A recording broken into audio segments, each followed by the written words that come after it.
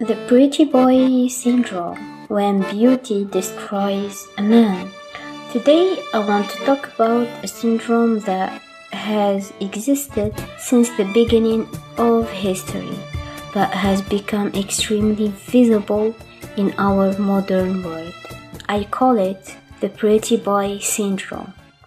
At first, it sounds like a privilege, good looks, attention, money, and fame. But beneath the surface, this syndrome destroys many men emotionally, psychologically, and even spiritually. Pretty girls versus pretty boys, there is a crucial difference. We often hear people say pretty girls have it easy, but in reality, beautiful women often struggle deeply. They are surrounded by attention, yes, but most of it superficial and invasive and exhausting. However, with time, a woman can still choose. She can remove the noise, she can reject the crowd, and eventually she may meet one man she genuinely desires and connects with. Her beauty does not remove her role as a female in love. It does not cancel her emotional journey. Now let's look at the other side. A very handsome man, on the other hand, lives a completely different psychological reality. From a young age, he is chosen, but never challenged. He is desired without effort. He is admired without struggle. Women approach him emotionally, socially, and sometimes aggressively. And here is the core problem. He never has to fight for love. And a man who does not fight for a woman slowly loses his sense of masculinity, because masculinity is not about beauty. It is about pursuit, effort, risk, conquest.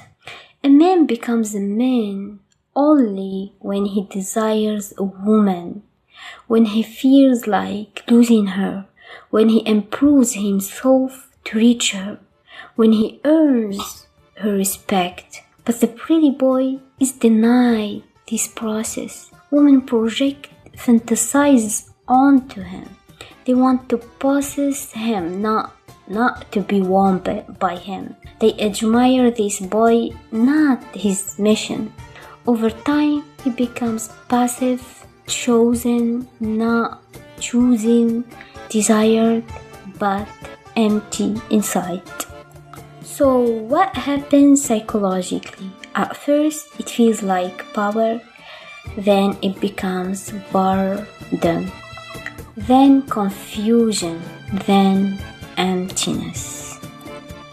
Many attractive, rich, famous men show the same pattern: self-destruction, substance abuse, emotional instability, sudden identity changes, isolation, public breakdowns, not because they are weak, but because they never built themselves through struggle. Look at history and modern culture. Many extremely handsome and famous men reached success very early, were desired by everyone, and unlimited access to pleasure, never had to prove themselves emotionally.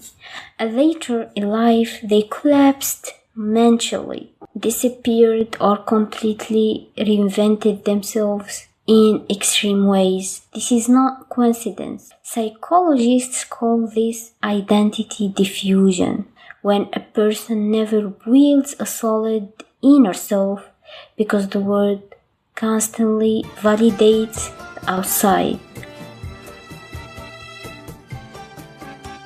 For a man, beauty is not supposed to be the main currency. Purpose is. When beauty becomes his identity, he stops developing competence, he stops building discipline, he stops chasing greatness, and he becomes narcissistic or empty.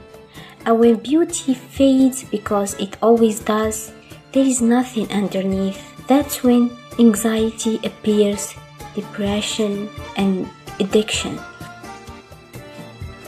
Pretty boys feel empty inside because deep down they know something is missing. A man does not feel like a man unless his life involves pursuing a woman he truly desires and building himself to deserve her. When women remove that challenge, when they make it too easy, they unknowingly steal his journey.